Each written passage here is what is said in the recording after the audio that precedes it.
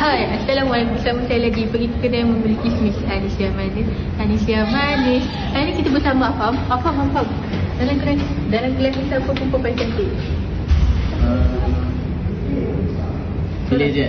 Pilih je. L kot. Okey. Dan siapa perempuan cantik? Hati. Siapa cantik? Puan. Dalam Kelantan. Teacher. Dalam kelas ni lelaki siapa paling handsome? Akil, okey. Jerat. Dalam kelas ni siapa paling cantik? Siapa paling cantik? Putri Elia. Tak tahu.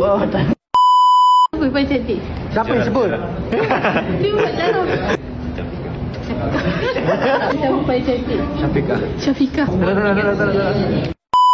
Memori handsome. Ada memori lah. Tak apalah. Kita nak tak. Dia ada rasa tu cukup. Susu sebab dia member aku. Siapa paling handsome? Paling handsome? Kalau tak ada? Sorang. Let. Tahu aku siapa? Haikal. Nadia. Cantik dalam kelas siapa paling cantik? Paling cantik? Sekejap, baik aku fikir. Hanis Najwa. Paling cantik?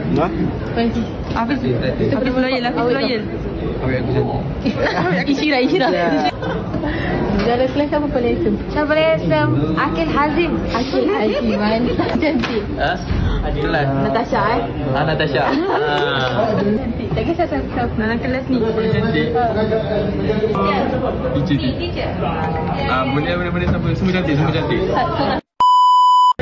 Dalam kelas ni siapa paling cantik? Takutlah nanti kira curang tu ni. Big teacher paling safe lah. Teacher paling safe lah. tak pegang kakak.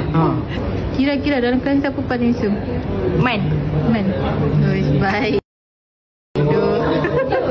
Hanis, siapa yang paling handsome dalam kelas ni?